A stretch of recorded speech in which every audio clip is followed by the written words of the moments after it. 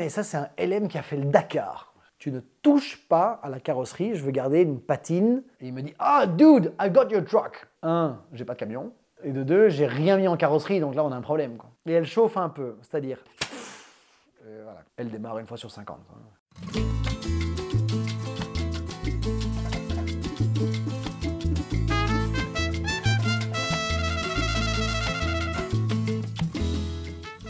La dernière des meilleures et la première. Ouais. C'est beau. Bonjour. C'est de nouveau John Culliford et je vais de nouveau vous parler évidemment de Lamborghini. On est dans la fin des années 80 et Dieu sait que c'est ma période favorite, les années 80 et 90. Les italiennes particulièrement, à cette époque-là, c'est vraiment le fond du panier, quoi. Je suis avec un ami à moi en train de dîner qui m'explique que le rêve de son père, c'était une Lamborghini LM002. Pour ceux qui ne savent pas, le LM002, c'est le SUV qui a été produit à la fin des années 80 par Lambo. V12, 4x4, le monstre. La genèse de la voiture, c'est qu'à la base, c'est supposé être un véhicule pour l'armée. C'est un appel d'offres de l'armée américaine pour remplacer la Jeep. Et Lamborghini s'était dit, ouais, c'est quoi un bon truc pour l'armée, un truc bien fiable, on va être un V12 pas fiable, dans une voiture pas fiable, et on va envoyer ça dans le désert. Et c'est en effet le Hummer qui a gagné cet appel d'offres et qui est devenu le véhicule de l'armée américaine. Mais revenons sur le LM, où il y en a eu 286 de produits, si je ne dis pas de bêtises. Et il me dit, ouais, j'en rêvais toujours. Et je suis de nouveau chez Curated, dont j'ai déjà parlé. Et John Téméran me dit, oh, je suis en train d'acheter un truc que tu vas adorer, il faut que je te le montre. Et il me montre des photos d'une voiture dans un état dégueulasse, d'un LM002 un peu coursifié. Je dis, mais c'est quoi? Je connais pas. Pour que je ne connaisse pas, il faut se lever tôt, hein, quand même. Je dis, qu'est-ce que c'est? Il me dit, ah, mais ça, c'est un LM qui a fait le Dakar. Je dis, attends, je sais qu'il y en a eu un qui a fait un peu de rallye, mais qui a fait le Dakar. Ouais, une histoire de fou. Bon, alors l'histoire reste un tout petit peu floue quand même, parce que bon, ça reste un moteur de voiture, hein, avant tout. C'est une voiture qui est de production 88, et premier IMAT 89, qui avait été acheté à l'époque, j'ai oublié le nom, mais par le gars qui était proprio de Lamborghini à cette époque-là pour sa femme. Sa femme reçoit ça, dit, ou quoi, tu crois que je vais rouler avec un truc, je vais aller faire mes courses avec ça, genre. Le truc reste à l'usine et personne ne le prend jusqu'à ce qu'il y ait un certain Andrea Barenghi, qui était un Suisse passionné de sport extrême dans les années 80, donc sport extrême à l'époque où tu mourais tous les week-ends. Et tu dis, waouh, ça je veux. Est-ce que je pourrais l'acheter et faire du rallye avec? Lambo, oui, l'acheter évidemment, faire du rallye, certainement. Hein, ouais, mais si je veux faire du rallye, vous m'aidez, bon, on te vend les pièces, tu me dis ce que tu veux, on te les vend. Et lui, il est parti en tête justement de faire le Dakar, donc il a tout préparé maison avec le soutien, pas financier de Lamborghini, mais entre guillemets, on est d'accord. Et cette voiture est partie faire du rallye, et là on est donc voiture sortie en 89, 90, rien du tout. Lui, il a acheté, si je dis pas de bêtises, genre en 91, 92. Le temps de la préparer, ça prend 2 ans, et en 95, il fait le Paris-Dakar. C'était Paris-Granada, et elle n'a pas terminé parce qu'elle cassait ses ressorts de suspension non-stop tellement la voiture était lourde. Donc, lourde, elle était très allégée, on voit sur les photos, c'est quand même vidé. Oui, mais c'était quand même un réservoir de 800 litres, 2 réservoirs de 400 litres, un sur la banquette arrière et un dans la benne arrière, donc ça va quoi. Plus le pilote et le copilote, ça fait comme si on était 6 dedans. Après ça, la voiture, elle est partie, je crois, chez un Suédois qui voulait la remettre d'origine, il ne l'a jamais fait. La voiture a transité à un moment en Belgique, figure-toi, chez Olivier Namèche, pour ceux qui connaissent, avant de partir aux États-Unis dans un petit race shop dans le sud de la Californie qu'il laissait traîner, genre dehors, mais même pas une bâche, rien, genre sur le parking, au soleil, va crever. La caisse, elle est arrivée aux États-Unis, j'ai envie de dire peut-être dans les 2010, un truc comme ça. Et c'est via des photos sur un forum que Curated l'a retrouvé en disant, mais attends, je rêve ou c'est un LM002 sur leur parking là?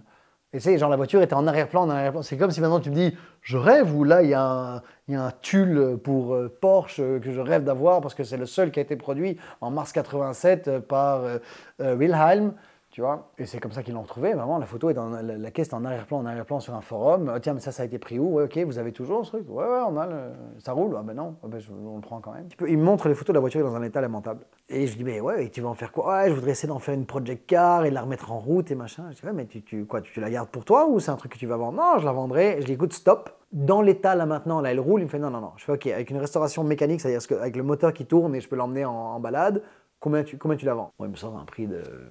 vendeur de voiture à Miami, il ne faut pas oublier. On discute, on descend. On était parti à 400 000 balles.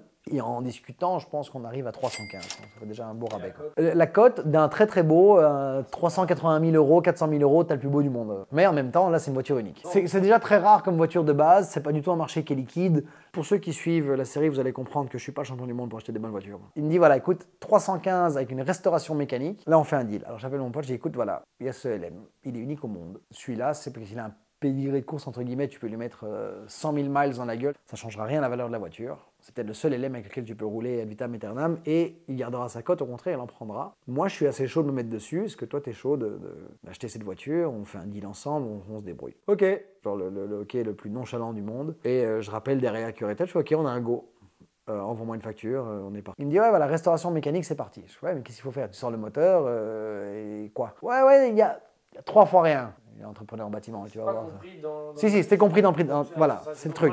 Et moi, je lui dis, OK, mécanique, tu ne touches pas à la carrosserie, je veux garder une patine d'origine de fils de sa maman qui travaille tard le soir, je la veux comme ça, quoi. La voiture arrive à Miami, en effet, le truc est... Enfin, un LM, pour ceux qui ont déjà vu un LM, c'est vraiment impressionnant, c'est vraiment grand. Un Classe G à côté, ça fait petit. C'est vraiment... le surnom de la voiture, c'est Rambo Lambo. Rambo Lambo. Ouais, voilà, c'est un Hummer. Le Hummer, le truc, c'est que le Hummer, c'est 2 coups de crayon. C'est très large et très gros, mais c'est pas musclé, c'est pas bodybuildé. Comme le LM, c'est ça qui est le plus impressionnant, c'est que tu as ce capot. Ensuite, tu as la petite truc du capot, puis tu as les ailes, et puis tu as les ailes larges, et puis tu sais, c'est vraiment sculpté le truc, c'est très impressionnant. Enfin, soit. Bon, il roule pas le truc, il est vraiment dans un état dégueulasse. Et je dis, OK, ce qu'on va faire, c'est que je voudrais qu'on enlève les baquets d'origine, qui sont les baquets du Dakar, et qu'on en remette 2 neufs, comme ça, les baquets d'origine, on les garde sous plastique et je les ruine pas. Parce que c'est les vrais qui ont fait le Dakar, ça sert à rien de les abîmer, ils sont déjà dans un état dégueulasse. Ça sert à rien de les abîmer encore plus, c'est d'arriver à un moment, donc ça on garde sous plastique. Je voulais refaire les portes aussi en disant voilà, gardons les portes qui ont fait le Dakar avec les autocollants d'origine. Ouais, génial, super idée, top, on fait ça quoi. Je dis ok, let's go. Je vais chez mon carrossier, là où j'avais fait peindre mes étriers de frein en bleu, je trouve. Et il me dit ah dude, I got your truck. Traduction, mec, j'ai ton camion. J'ai pas de camion, déjà de 1. Et de 2, j'ai rien mis en carrosserie, donc là on a un problème quoi. Ouais, viens voir quoi. Et je vais dans son atelier de peinture et je vois le LM entièrement désossé et peint blanc comme ça. Quoi. Genre blanc, émail diamant, robinetterie de salle de bain. Ah oui, très beau travail en effet, c'est très blanc. Et je sors de là et j'appelle Témérian, je fais pour il est en peinture. Ah oui, mais comme on va mettre les nouvelles portes, ça allait pas être beau. Je t'ai jamais demandé de le faire beau, je t'ai dit, j'ai pas payé pour ça. Non mais je te le fais dans le prix. Oui mais enfin c'est fait mais j'en veux pas quoi. Je t'ai demandé, je me réénerve de nouveau tellement je l'ai ici, je dis, t'as toute l'histoire de la voiture sur laquelle t'as été peindre. Oh, I'm sorry, mais c'est tellement plus beau et c'est tellement une voiture rare. Tu sais, il essaie de mettre une pommade de vendeur de voiture. Bon, ok, le truc sort, il est bien blanc, il est bien beau. Ça fait très bizarre parce que finalement, on a gardé les portes parce qu'il n'a jamais su me refaire des portes. Donc il m'a repeint le truc pour rien. Ah non, les stickers n'ont pas été retirés sur les portes. Les stickers sur la carrosserie, il n'y en avait pas. Sur la carrosserie, il avait déjà été dégagé depuis tellement longtemps. À l'heure actuelle, le LM n'est toujours pas considéré comme livré par Curated. Parce que le moteur n'a pas été fait comme il voulait, parce que si, parce que ça. Et j'en ai eu ras le cul, je dis, tu sais quoi, je vais te foutre, je prends la bagnole, je vais me déployer quelqu'un d'autre. Parce que l'erreur que j'ai faite et que j'ai refait dans la vidéo suivante, que je vous invite à vous abonner pour ne pas rater, c'est que la restauration mécanique était payée d'avance. Donc, entre guillemets, eux n'ont plus la motivation de dire oh, on doit la terminer parce que je veux la facture payée. Et donc, tu sais, ils se disent bah ouais, c'est payé. Donc, qu'on la livre dans une semaine ou qu'on la livre dans un an, ouais, c'est quand on a le temps. Quoi. Donc, il est à moitié fait. Il est roulant, mais il est faudra retrouver. Enfin, je reprends les choses en main. Lentement, de ce LM qui a roulé merveilleusement en Californie, enfin horriblement. Et la superbe chose, c'est que c'est quand même de nouveau c'est probablement le pire LM002 à rouler au monde parce que si tu mets une photo dans l'intérieur de LM, c'est pas mal, c'est du gros cuir pleine fleur, c'est assez beau ces trucs. Et quand tu vois que là, moi je suis là et que dans 2 baquets de course, pas comme ça, dans un baquet, t'es coincé. Avec une voiture qui est pas du tout, qui est ultra brute, il y a 0 confort parce que c'est une voiture de course. C'est malheureusement une voiture où tu sens dedans que ça n'a pas été fini correctement. Tu vois que ça a été bricolé et tu te dis, tiens, tu roules et puis en un coup, il y a une vis qui tombe, qui roule entre tes pieds et qui disparaît. Et voilà, c'est une voiture qui n'est pas fiable déjà de 1 et qui a été défiabilisée en plus parce qu'elle a été chipotée pour la course. Ça m'empêche, c'est ma deuxième aventure Lamborghini, c'est la deuxième aventure où je me dis, je ne peux pas faire un road trip avec. il y a un rallye qui se fait en Californie pour un événement qui s'appelle Car Week, qui est chaque année en août, 2 heures au sud de San Francisco, un endroit qui s'appelle Monterey à Pebble Beach. Et ils font un rallye qui va justement de Half Moon Bay, si ça vous intéresse, jusque là, pour l'anniversaire de la Countach, pour les 50 ans de la Countach. Évidemment, tout le monde est en Countach. Et je dis, écoute, moi j'ai un moteur de Countach dans la voiture, est-ce que je peux faire le rallye avec le LM? No problem, I got you, my brother, we love you, your family. En effet, la voiture roule. Là, c'est pas mal. C'est là, que ça va commencer à rigoler, parce que je n'ai encore jamais roulé avec cette voiture, que ce soit bien clair. De nouveau, la grande histoire, acheter sans la voir, elle arrive, je roule pas avec, enfin bon, encore une fois, ne faites pas ce que John dit. Les enfants, je ne suis pas l'exemple à suivre. J'arrive en Californie, et ouais, elle roule, mais elle chauffe un peu, il n'y a pas de phare. Bon, il n'y a pas de phare, c'est pas grave, attends 2 jours plus tard. Et elle chauffe un peu, c'est-à-dire, si elle reste à l'arrêt plus de 30 secondes, les diurites sautent et c'est... voilà. Ah, ça c'est cool. Genre, quand tu dis 30 secondes, c'est... Non, c'est genre un feu rouge, je te la coupe. Et alors, ce qui est très bien, c'est que, ok, pas de souci, je la coupe au feu rouge, tu sais, c'est une voiture de course, entre guillemets. Elle démarre une fois sur 50.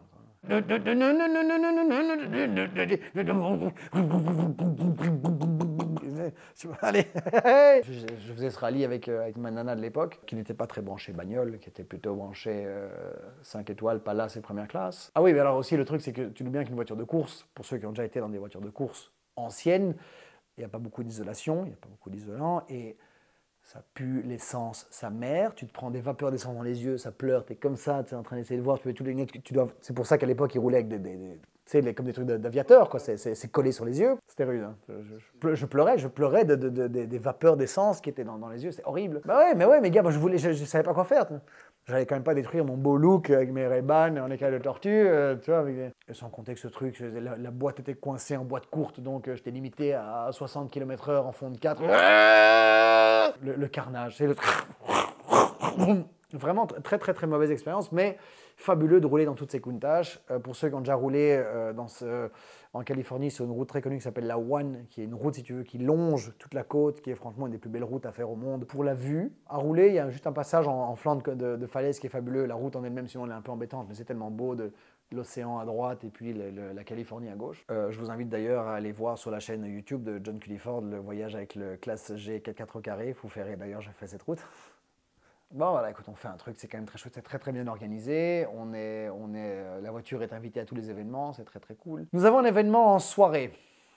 Alors je demande aux plus attentifs d'entre vous de vous rappeler que je n'ai pas de phare. Ce qui est très très beau, je te mens pas, je crois que c'est une allée qui doit faire 10-12 km. Genre c'est un énorme, c'est un énorme, comment tu dis ça, c'est un énorme domaine de genre de 2000 hectares, un truc comme ça. Et l'événement, il est tout en haut, au milieu, dans la maison principale du truc, où il y a des maisons un peu partout, mais c'est le plus loin. Et c'est comme ça. Oh, le coucher de soleil. Oh, regarde. Oh, vite, prends une photo. Oh, fabuleux, fabuleux. Oh, regarde les Countach derrière. Oh, fabuleux. L'événement, génial. Tu sais, l'open bar, c'était du bon champagne, c'était du bon caviar. C'était vraiment fabuleux. Oh, fabuleux, fabuleux. Le soleil se couche, il fait noir. Oh, fabuleux, fabuleux. On rentre. Ah, du coup, c'était plus fabuleux du tout parce que c'était pas une route, c'est une allée de maison. Il y a des gens qui mettent des lampadaires sur leurs allées de maison. Ce monsieur-là n'a pas mis des lampadaires sur 12 km d'allée, ça je te le dis tout de suite. Tu pourras faire un insert d'ailleurs d'un Google Maps pour que tu comprennes bien que je ne dise pas des bêtises. Ce qui est très simple, c'est que je me suis collé entre 2 Countach. N'importe qui a déjà été dans une Countach de nuit sait que les phares de Countach, c'est caca ballon. T'es mieux avec ton flash de ton iPhone pour voir où tu vas. Et je me mets entre 2 Countach. Pourquoi? Parce que je veux que celle devant m'éclaire. Mais je veux surtout que celle de derrière fasse mur avec truc pour freiner, parce que si je n'ai pas de phare, je n'ai même pas de phare de frein, j'ai rien. Je n'ai pas une seule loupiote qui fonctionne. Je n'ai pas d'éclairage. Il n'y a aucun compteur qui fonctionne non plus. Je suis dans le noir complet, avec les yeux qui pleurent, en train de... C'est très très très très rude cette descente. Bon, alors c'est vraiment j'ai envie de dire, le côté ultra rock'n'roll, Lamborghini, ouais, c'est le genre d'histoire. Aujourd'hui, j'en rigole. Bon, sur le moment, je n'étais pas à mon aise quand même, parce que première fois j'avais roulé la première fois de ma vie avec la voiture la veille où c'était déjà chaud. Je me dis, si je m'arrête, la voiture surchauffe, je vais pas faire du bricolage de durite avec mes doigts où c'est chaud, tu sais, en pleine nuit avec l'autre, rentrer à la maison. Ah non, attends, stop, time out, on va revenir. La voiture n'a pas de clé. La voiture a un, comment tu appelles ça? Un switch, quoi. Le gros switch, c'est cette grosse clé rouge en plastique que tu mets, que tu dois tourner dedans, que j'avais confié à ma charmante moitié de l'époque, qui, temps de partir, t'es pas Willem. C'est pas, je l'avais mis dans mon sac, il n'y est plus. Spoiler alert, ça a été retrouvé après par l'endroit, ils nous l'ont envoyé, tout va bien. Mais c'est-à-dire qu'il faut trouver déjà quelque chose qu'on peut utiliser pour pousser sur le bouton, mais tu as un espace vide pour empêcher d'aller chipoter avec ton doigt. Un crayon de maquillage je ne sais pas comment tu appelles ça, d'eyeliner, je crois que c'est le mot, retourné, elle dedans. Alors c'est-à-dire qu'elle a la mine du crayon qui dépasse, la mine du crayon qui lui rentre dans la main. Bon, c'est pas comme si j'ai pas de vide-poche, j'ai pas de serviette, j'ai pas des trucs, elle est là en train d'une main à essayer avec l'autre, le truc. Évidemment, parfois, attention, je vais lâcher, mais elle lâche, la voiture s'arrête. C'est un coupe-circuit. Ouais, je le tenais, c'est un coupe-circuit. Donc si elle coupe le truc, c'est un coupe-circuit. Coupe-circuit, c'est-à-dire que alors le moteur se coupe pas immédiatement, donc j'ai quand même un semblant d'un truc, mais ça se coupe très très vite. Donc cette descente qui était aux enfers, bon j'en rigole très très fort parce que c'était une vraie expérience, la Lamborghini classique, deux pauvres Countach qui doivent m'aider. Et les gens en Countach c'était pas chaud non plus parce qu'ils se disent, si lui fait le con, c'est dans ma Countach quoi, tu vois. Le truc il doit faire 18 tonnes, la Countach, ça devient une Hot Wheels quoi, tu vois. On arrive en bas, on rigole. Bon voilà, la voiture elle est là, je pense que c'est une voiture qui sera jamais vendue parce que y a le côté très sentimental de la voiture du père, la voiture de rêve du père de mon pote. Et surtout que mon pote n'aura jamais besoin d'argent. Donc. Alors le LM, on l'a toujours. Le LM est à New York avec le reste des Lambeaux et d'autres 2-3 autres caisses. Parce qu'à Miami, moi j'ai plus de place. On a aussi commandé une Sterato que j'ai demandé à Personam de configurer exactement comme le LM, les deux sièges rouges, la voiture blanche, et on a fait les autocollants qui matchent le mieux possible. Donc tu as les deux 4x4, pas 4x4, mais 4x4 quand même, de chez Lambeau. On a fait un très très beau shooting là-dessus, où elles sont l'une à côté de l'autre, et c'est un peu je ne peux pas dire sœurs jumelles, hein, mais les cousines lointaines. Et donc ça, ce combo-là, il restera à tout jamais, je pense, dans la collection, ça c'est un fait. Si moi un jour je veux retrouver mes sous, je pense que je m'arrangerai avec mon pote plutôt que de vendre les voitures, parce que ces deux voitures-là, elles sont ensemble et elles doivent rester ensemble pour toujours. Et le truc, c'est que ce rallye Countach m'a fait tomber amoureux d'une voiture à laquelle j'avais jamais spécialement pensé. Et je pense que ça, c'est le meilleur cliffhanger pour vous donner envie de revenir pour le prochain épisode, qui sera l'ultime bac à merde.